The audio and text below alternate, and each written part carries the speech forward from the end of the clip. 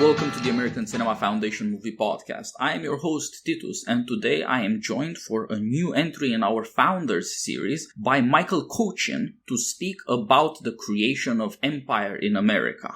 The book is called An Independent Empire: Diplomacy and War in the Making of the United States. First of all, Michael, thank you very much for joining me. And since it's your first podcast with us, please tell us about yourself, about your work in academia, and especially about your history work.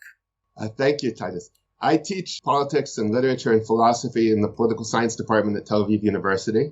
I've been in Israel for 25 years. This book that just came out, I wrote with an Irishman educated at Cambridge, Michael Taylor. I got interested in this, the rise of American empire, because I was teaching foundings in general comparatively, and I decided I had to get my head straight on the most important case of founding in the modern world, and then I could talk about other cases like Israel and Rwanda. And so that, with the help of Taylor, it's taken me about 15 years to publish this book. But there we have it. And this is my third book. It's Taylor's first. He has a book coming out soon in England called The Interest: How the British Establishment Resisted the Abolition of Slavery. It's the first serious treatment of the arguments against abolition made by the slave interest that many important figures in British intellectual life, like Southey and Carlyle, found very persuasive. Though, of course, in the end, I suppose, fortunately, the abolitionists won the argument. I myself studied the abolition struggle in Britain in the 19th century, so I'm very interested in this. Thank you for bringing it up. I did not know this. I'm glad you're teaching this as well. Perhaps it's the best way to have long taught foundings to end up writing a book that is a wonderful read. So tell us about the book, about the intention behind it, and about its structure, because this is primarily a political history. It deals with the construction of the American state, of the federal government, how it dealt with the task of defending the country, both from internal dissension and struggles against the Indian confederacies and tribes, and of course against the European powers that were active in America through the 1820s. So how did you figure on empire? So Americans come to realize they're living in a British empire, and the British, after the 7 Years' War, when they defeat the French and the French Indian allies, decide that they need to put this empire on a sound fiscal and political basis. The particular schemes that the British go along with, the Americans resist. And in the end, of course, they're successful at frustrating the British in modernizing the British Empire in North America. It was those parts of it that we call the 13 colonies. But that doesn't mean that the problems go away.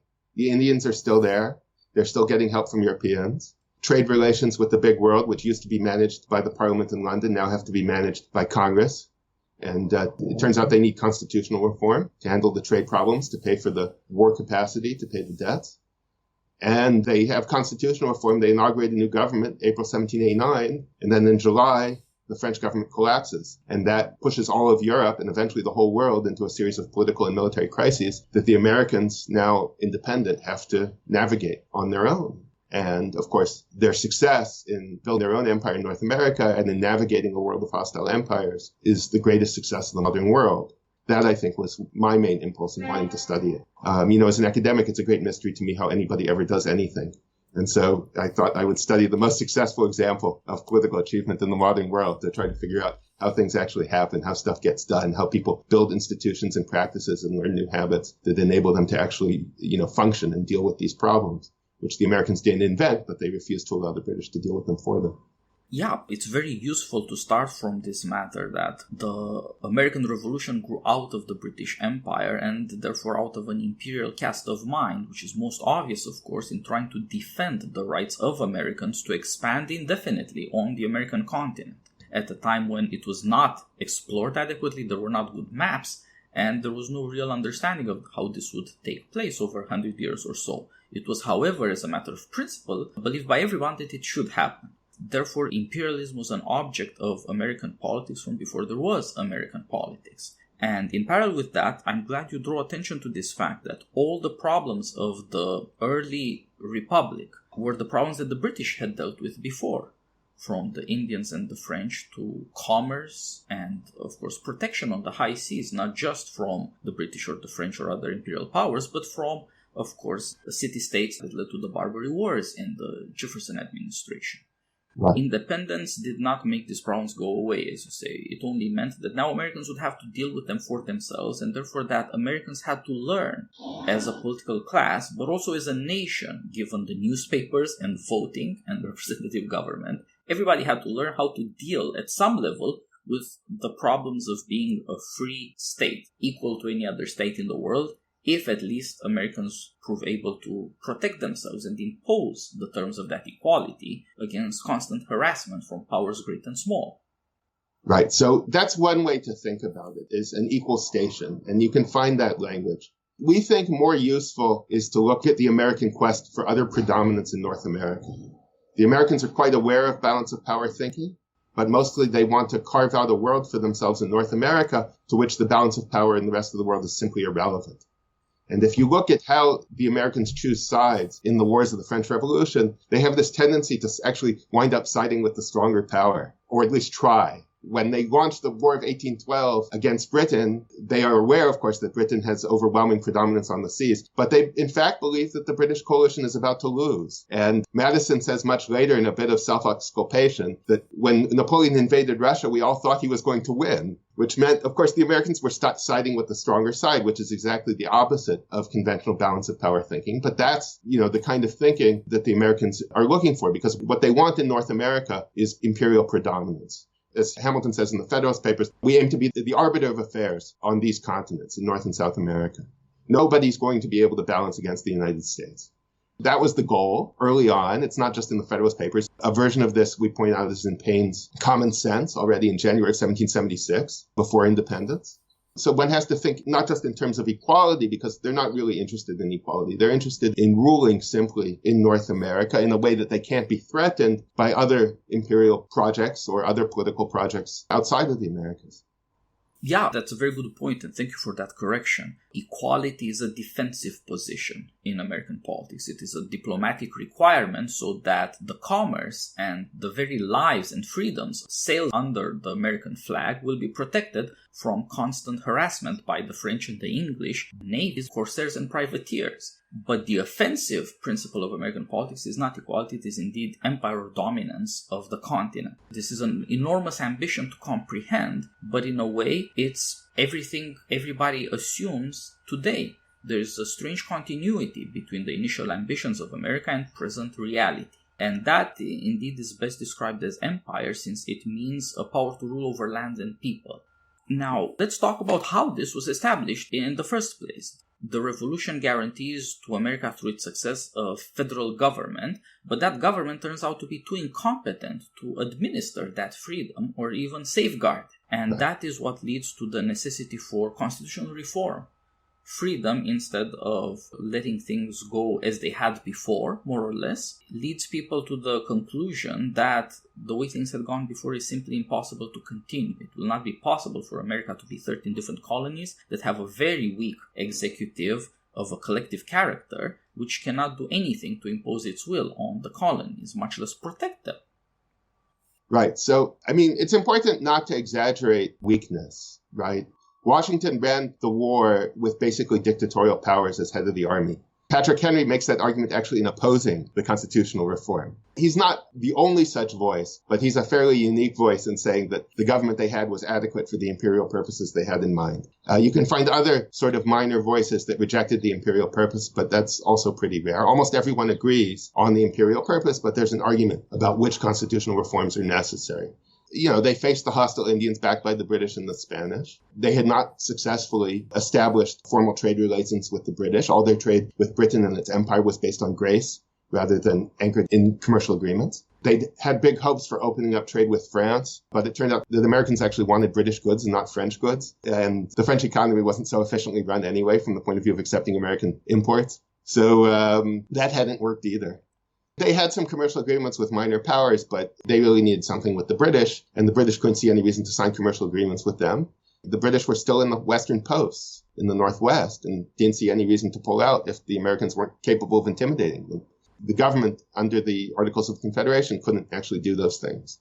Everybody, pretty much, except Patrick Henry, agreed that the problems weren't going to be solved under the Articles. Amendments were proposed to the Articles that would give the Congress the power to levy taxes, at least on trade, and impose its will in commercial issues. And if they could do all that, then that basically was the position of almost all the actual anti-federalists, especially in New York, which was the strongest of the states under the Confederation. And in an effort to lobby against the constitutional reforms proposed in Philadelphia, it actually overpaid its requisitions. To say everything's just fine, we'll pay up, just keep things as they are with these reforms within the structure. Instead, the Federalists opted to create a whole new structure. They threatened to leave out, and in the end did wind up leaving out the states that didn't go along at first. Rhode Island elected representatives to the Continental Congress in June of 1789 after Washington was inaugurated in April, and were quite astonished to discover that if they didn't join the new Constitution, the United States was now going to treat Rhode Island as a foreign state subject to the same trade barriers that other foreign states were going to be subject to in the absence of commercial agreements.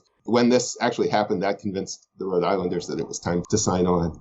So, they actually did set out to destroy the previous federal structure in order to build a new one. And they did, in fact, destroy it, leaving those communities out who didn't sign on at the beginning. Though in the end, of course, everybody they wanted in eventually agreed to come in.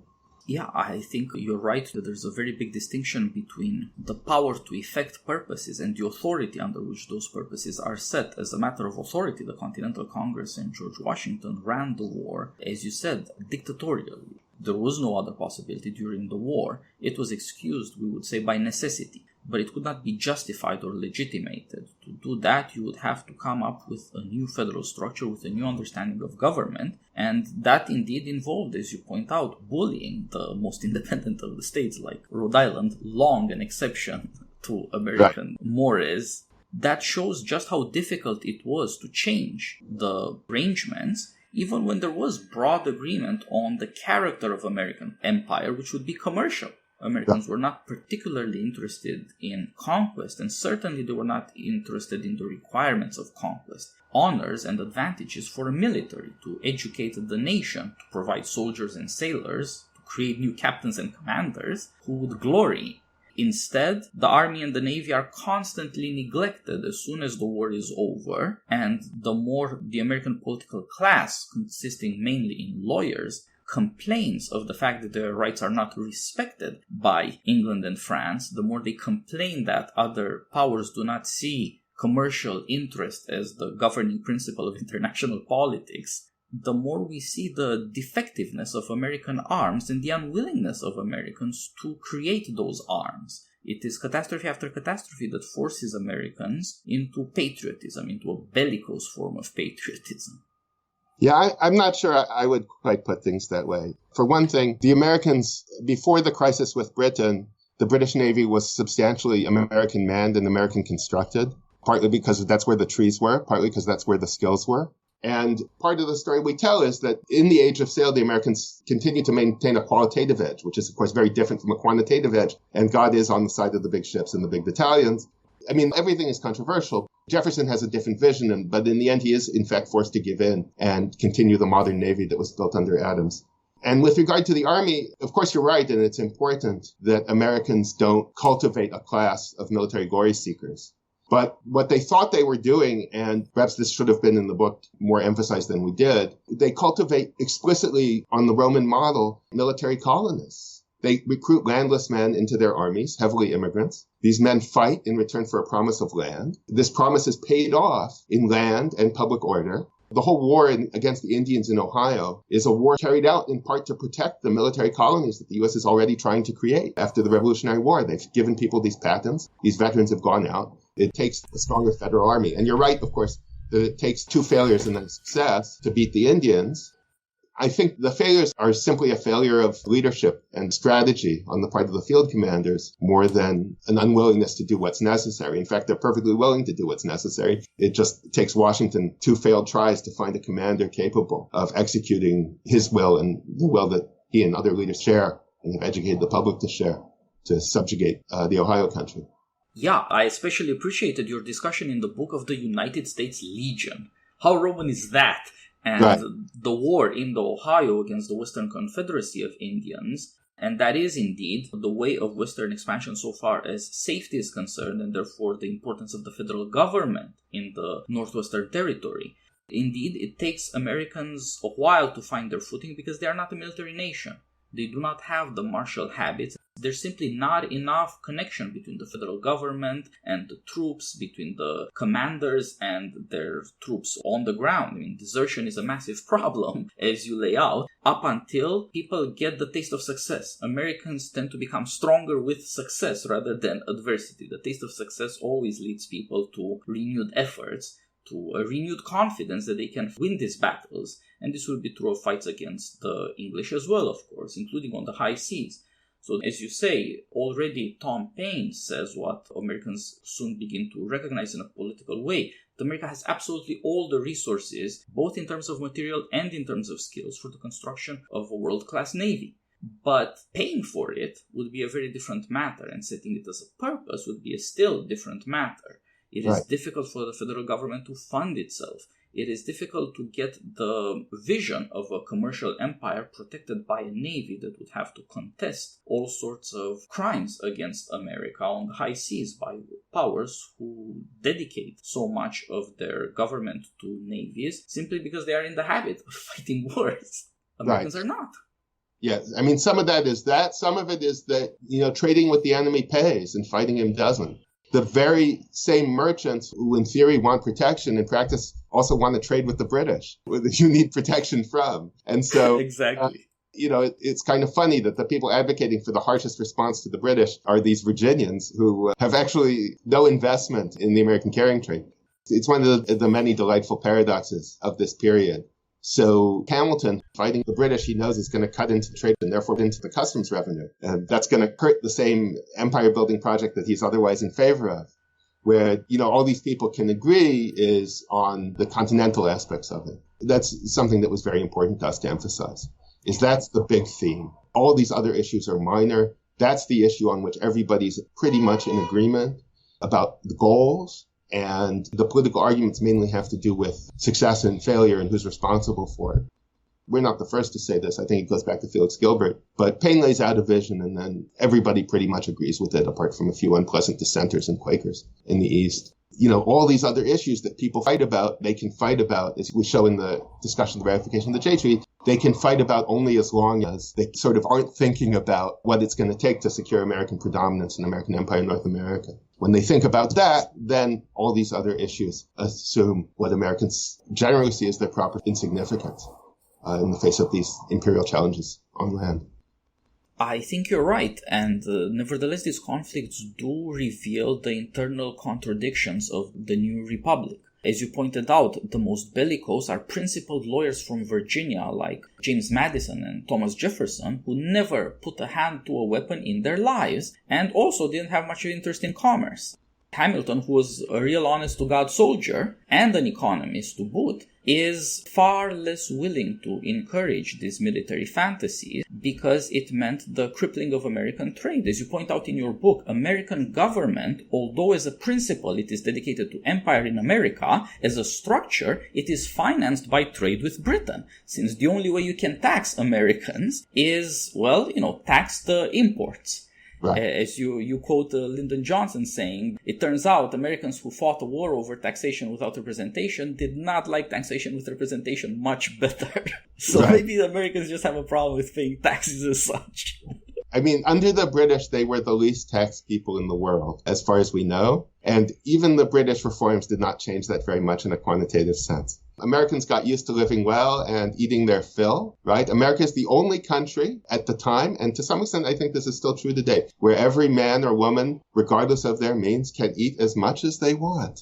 And this, we tend to look at the downside of that, but that's because most of us are not as close to the edge as people were in 1776. And so that's exactly right. We don't see the threat that, a government that can impose taxes without our consent, even if these taxes at first look very small, they're going to threaten this thing that we like very much, which is that anybody who works will be able to eat until they're not hungry anymore.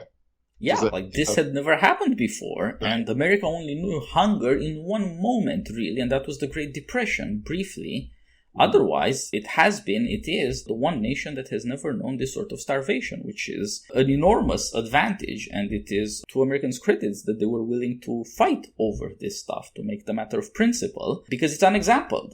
Nevertheless, it created a problem for funding a government that could defend the people who held these principles given their practices.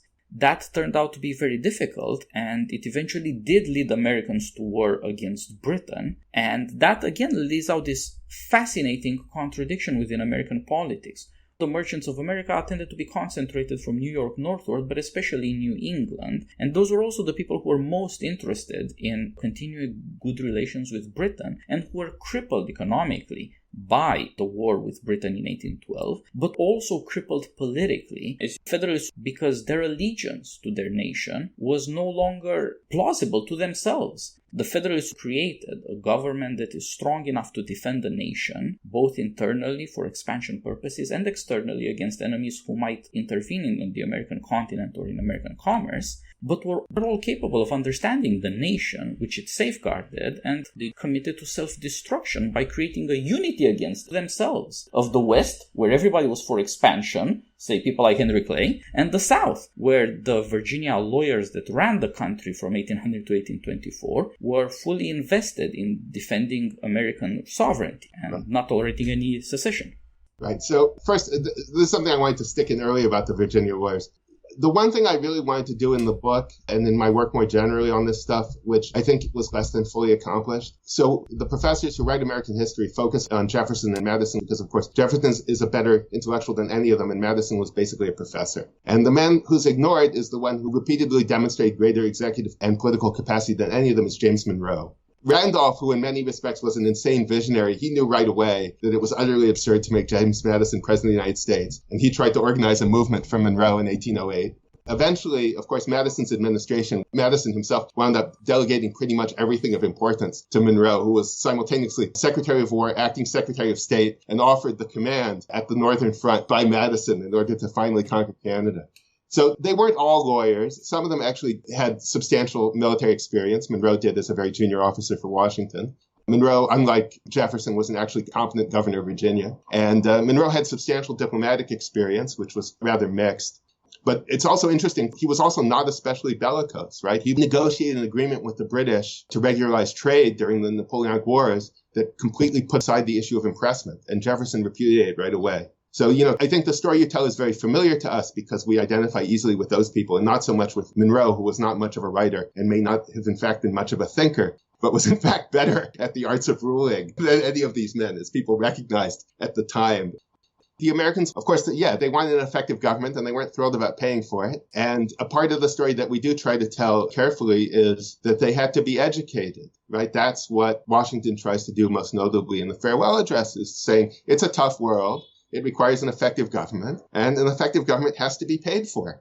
And I'm going to review the events of my administration and show how on the biggest issues the government has indeed been effective. Securing the West, the Northwest through war, the Southwest through opening up the Mississippi vis-a-vis Spain, securing commercial agreement in the Jay Treaty. You're getting what you're paying for, and you're going to have to pay for it. These are the realities that he's trying to teach them. And that to me is, a really fascinating case because it shows you, a friend of mine said to me, you can't turn off your mail. There's no way to opt out of getting mail. Mail is like the televisions in 1984. You can't turn it off. And what this history taught me is that part of the reason you can't turn it off is that the U.S. mails and everywhere else that has modernized on the American model set up the mails in order to push pro-government propaganda on people. From Washington's point of view, the political purpose of the mails is to enable the government to explain itself and to understand people's grievances. And all the other things that the mail does commercially and so forth are just set up to subsidize the crucial political purpose of the mail system. The present, the corona crisis, should remind us that effective Republican government is in a certain sense limited government, but in a certain sense, the argument for it depends on it being powerful enough to deal with all challenges, which may require that it be very powerful indeed and very mobilizing indeed, and may require that it push its propaganda to every corner of a very large empire, which required, the largest and most expensive and most heavily subsidized post office in the world in the 1790s. The Federalists succeeded in setting up, and their only complaint was that their opponents wouldn't let them extend it and subsidize it and empower it even further. So that's something we have to think about, right? If you look at the broader sweep of modern history, The totalitarian movements that we rightly detest are basically attempts to accomplish American-style accomplishments without the resources and opportunities that the Americans had on their continent. Right? Hitler was a great admirer of Western novels and saw what he was doing to the lesser peoples of the East on the model of what the Americans had done to the Indians. And that's not a very pleasant thought for Americans, but that doesn't make it false.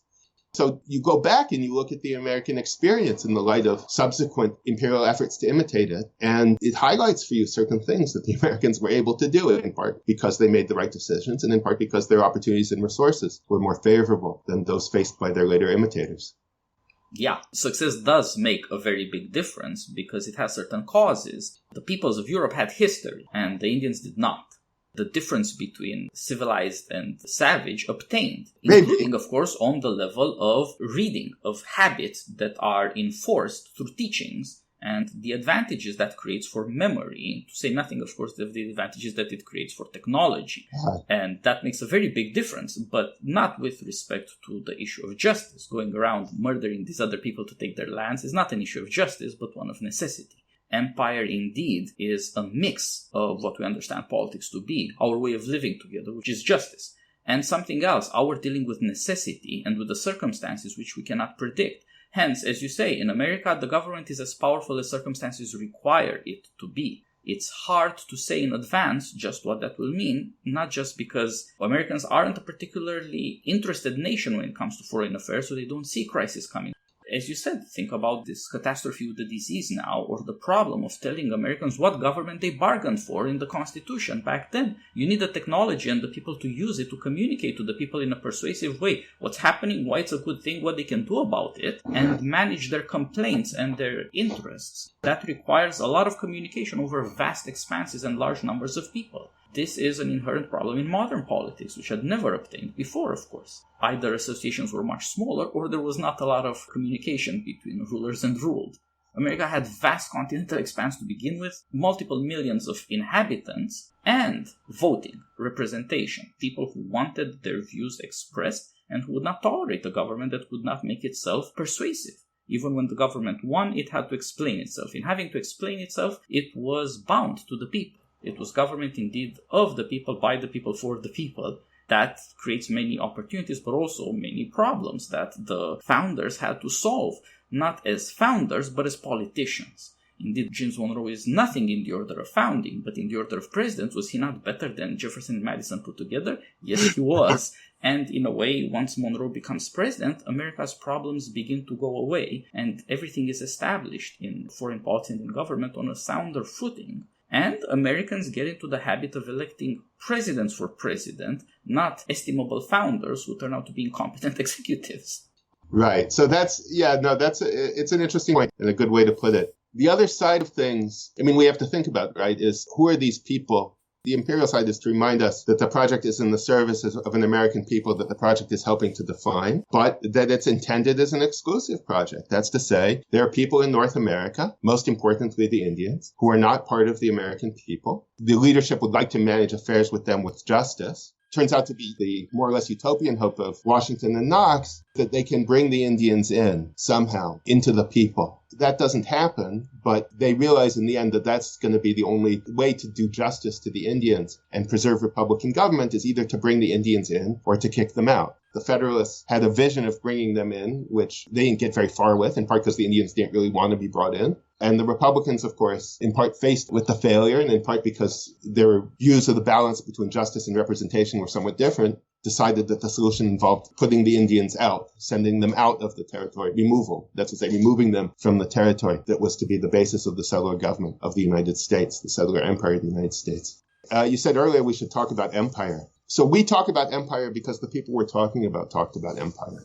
The title of the book, An Independent Empire, is from a speech by George III, proclaiming the Americans out of his protection as being in rebellion. He says it's clear that for some time they've been aiming at an independent empire. And that is an accurate depiction of what the Americans at least came to aim at, and what Paine wants them to aim at a few months later in January 76. Now, the discourse of empire in American politics from the 1890s on was focused on overseas empire and commercial empire. And the people we're talking about, as I said, For them, certainly commercial empire and what turns out to be its later concomitant in the 19th century, overseas empire, those are things that they regard as secondary, as instrumental to the primary form of empire, which is imperial domination in America. Hamilton makes this quite clear, for example, in his conversations with Hammond. If they have to choose between sacrificing the West and sacrificing relations with Britain, he too will choose to sacrifice relations with Britain, regardless of the cost to his fiscal system. So this is an earlier dialogue of empire. And another thing I think we see in some of the federalism issues in this Corona crisis is that this old problem of empire, of dominating and holding together the continent, has not gone away completely either. When the governor of California says that California is a nation state, when the states and the federal government are at loggerheads about how to deal with what in some ways is a common problem, in other ways has affected New York and in particular New York City in ways that it hasn't really affected anywhere else, including California, thank God. And it's not so easy for all the people involved to manage the tensions, to manage the interest, to see a common interest at the continental level. You know, part of the point of the book is to remind America of the necessities of empire.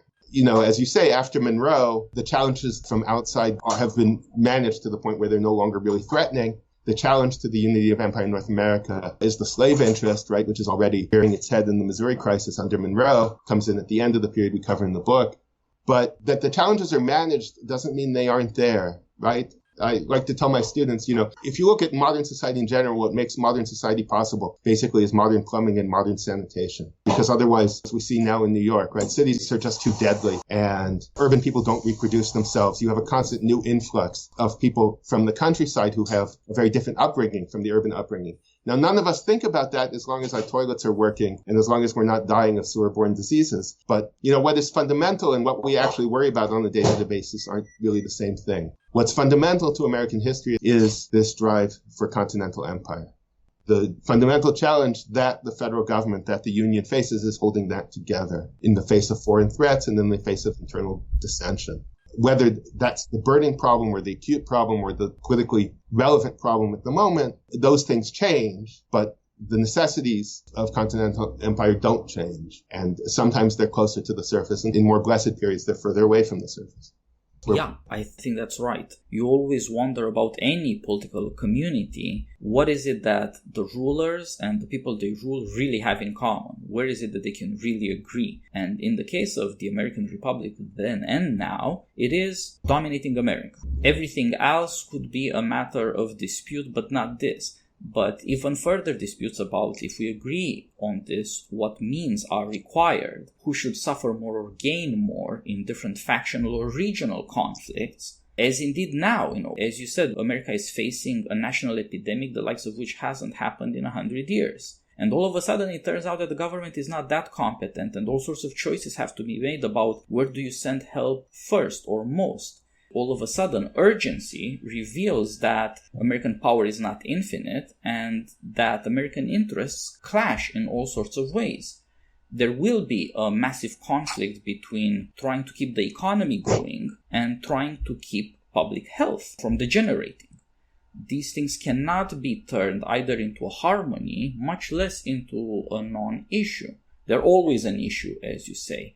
Modern government and modern life require massive technological use of all sorts of devices that allow people to stay alive in arrangements where they would die of starvation or what have you without all these new inventions. Well, come a crisis, the price we pay for these things is revealed. It's very hard to keep going. It requires all our interest, all our energy in ways we don't even realize, since for most of the time it's obey certain regulations and do your job. Right. And so much of our energy and habits into it that we don't see it up until it starts malfunctioning. Right. But that is the American problem.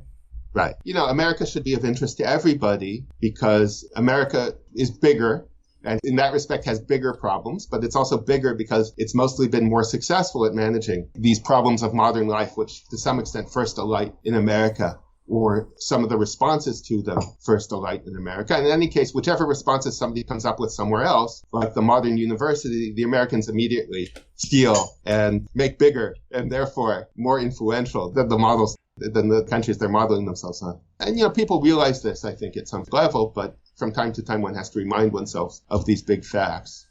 which are big. They're just important and large. And therefore, occasionally, like the elephant in the room, you spend a lot of time peering around the elephant and you forget that the fundamental reality is the elephant. And the most important phenomenon in modern history is the rise of the United States. If you study any other aspect of modern history, you have to keep it in mind. How does the rise of the United States matter for everything else that happens everywhere else starting around 1776? Because it turns out that it does matter.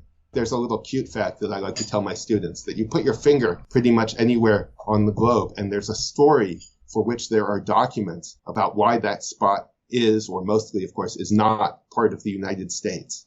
So after the Napoleonic Wars, the Danes realized that they can no longer maintain their little bits of commercial empire against the British. And so they try to sell it off. And they offer the Andaman Islands to the Americans, to John Quincy Adams, American minister in London after the War of 1812.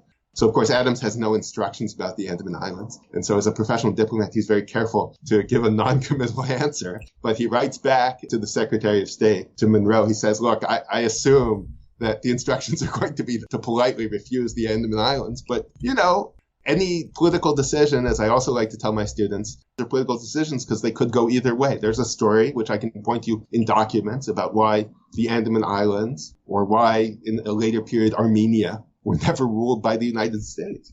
That's part of what it means to see the rise of America as the biggest fact in the modern world. Not always the most important, but always the biggest.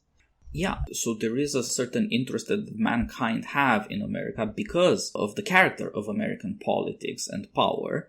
And if it is obvious now to the point that we indeed neglect it far more than we should, whenever you have a crisis like now, we will see the epidemic is not just a public health matter, it's not just to create the Great Depression, but of course it will also be a massive political diplomatic problem in a contest between China and the rest of the world where this disease has spread and caused catastrophe. Well, who is at the center of this problem? It won't be China where it started and which allowed it to spread. It will be America. Right. Even in a situation where most of the instruments of globalization, from airplanes to the World Health Organization, have been turned effectively into weapons of war by China, it will not be China that decides these things, for better and for worse. They will be decided in America. And that requires understanding the character of American empire, the interests people will have again in moving around. How will Americans themselves react by the millions to the economic changes? Will this lead to changes in the cities or moving from very crowded cities to other places? Again, the interests of the American people and their relationship, tenuous as it is, but necessary to the government, to the highest elites, will become the central issue. And in all these cases, it's best to recur to the origins where the problems are clearest, before their solutions are guaranteed, and where it's also easier to see just what the train of mind and the turn of mind is of Americans. How do people think about solving these problems? Which solutions work better and which worse? When do people get the ideas right, but they fail of implementing them, or it just takes a long time to try and fix it? In all these cases, you see, this is what Americans are like, and in certain ways, America has been this way from the beginning. That sounded like a peroration. It was an impressive one. Yeah, the other part of it, which I'll say as a political scientist, one reason I like this period and I turned to study it was that it's easier to understand. There just aren't that many people involved. You can see institutions coming up. John Jay is Secretary of State of Foreign Affairs under the Congress. He has two clerks. One of them can mind the office while the other one goes for lunch. They have a tiny diplomatic apparatus. The traditions of the post office go back to the 1790s. The traditions of the State Department go back to John Quincy Adams. The traditions of the War Department go back to the crises of the War of 1812. So you can watch these things being set up by relatively few actors, relatively limited documentation, and one feels one can kind of get a grip on how people through institutions do come to grips with their problems, with success and with failure, in a way that's much harder when you move to the very elaborate and very large modern bureaucracies, modern states, modern party politics with many more actors. These things are much harder to follow, to grasp sort of what's central and what's peripheral. Yeah, that is a very good point. The founding is this beautiful balance between the importance of men and the importance of institutions, since all the important men became important because they founded institutions and as rulers of those institutions. And it is also, therefore, a beautiful balance between the time before you have documents, since rule was done informally, and the time we're in now, where there's just too many documents and too many of them are top secret. And so you couldn't study things with any comprehensive pretense, even if you had access. Whereas in this moment, or in this period rather, from the pre-revolutionary period to the 1820s, you can see America coming up in such a way that you can look both for the details in the documents and in the persons, and for the great perspective, since they didn't just talk about things, they made things happen as rulers of institutions and of a country. Yeah. So the other side of it that's really important, and this I think is something we talked about earlier, right? America is unique because the public is involved in all of these decisions. It has to be involved, not just paying taxes and providing young men for the army, but it's very quickly understood that nothing is going to get done if the people don't see why it has to be done or why it had to be done in the case of retrospective justification. That really shapes American politics in a way that's really unique. And this was another thing that led me to the study of diplomatic history, was a sense that even in tiny countries, I've found living in Israel, it's very hard for locals to understand foreigners. Even Israel, which we think of as a country that's sort of caught in these very profound foreign and security challenges, it turns out that Israelis' understanding of what things are like outside of Israel, even where these threats come from, is pretty weak and pretty limited. And that's despite the efforts of their governments to educate them in order to mobilize them, keep them mobilized, get their support, and keep their support. And so that's a challenge that any modern state that wants to tap the entire resources of the country to deal with its problems has to face. And it was a challenge that the Americans grasped early on and tried to meet early on with, of course, a mixture of success and failure, right? We can look back. Part of the benefit of hindsight is we see what the key issues were. And then we go back and look at the debates and we discover the extent to which the political actors were blind to the key issues, right? As blind as Nancy Pelosi tearing up Trump's impeachment speech where he mentions the coronavirus threat, right? They don't see what's coming. Of course not. We know the rest of the story, but we go back and we see, there's a process of those who think they do see something trying to get others to see their vision. Sometimes the vision is correct. Sometimes the vision has failed. Sometimes they're successful in getting it shared in terms of changing minds, but more important in terms of mobilizing people and resources. And sometimes they're not so successful. And sometimes the challengers are right. The basic reason why the Americans could never conquer Canada is that the Republicans failed to make the case to the people of the Northeast who would actually have to do the work that it was worth conquering Canada. And perhaps they were right, that it wasn't worth conquering Canada. That's a modern dilemma, which, of course, in America is a bigger dilemma, because America is bigger and because American government is more open and more responsive. And therefore, America both tries to do bigger things, which means it demands more of its people, and its people are more demanding and therefore demand a hearing and get a hearing that they don't necessarily get elsewhere, right? Even in hindsight, people look back at the whole Brexit debate, and you have to be a very smart person to understand that the whole thing was a debate about whether Britain's interests were best served in terms of staying in the EU or leaving the EU, and that the political elite, their consensus on this having dissolved, felt they had no choice but to put this question to a referendum. When the question was on the surface of it decided in the referendum, the political elite then decided that they could dither about whether, having engaged in this consultation, whether they actually had to accept the results. And, Johnson come in and say, look, it's all too late. We've already decided what we're going to do. And then, I'm just going to do it. We've put that decision to you. Our responsibility is now to do what you want. And you can look back and see that's how the debate went. And I see some of my more intelligent pro-Remain friends who came to see this in the course of the process. But even today, not everybody will agree with what I just said, because these questions are hard and they involve external interests that are not easy to see. And so that forces one as a historian to focus on the problems of how these external interests are perceived, how these issues are decided, and which ways have worked well and which ways have not worked well in trying to understand the world and these challenges and come to grips with them. That's a big part of what led me to this case, the sort of American business school sense that one should learn from best practice. Let's learn from success. In some respects, this is just a Harvard Business School case study, how to run a modern empire, looking at the most successful case of it, trying to explain to people how it actually works during the period we cover. I agree, and I'm grateful for the book. Thank you for writing this and for coming up on the podcast to talk about it. I enjoyed reading it. I will be rethinking some things now, and I invite our audience to go and buy this book. Just hop on Amazon and get Michael Cochin's An Independent Empire. And your co-author, of course. Michael, thanks a lot for joining me, and let's find some other subject and do another podcast soon. This was wonderful. Thank you very much. All the best.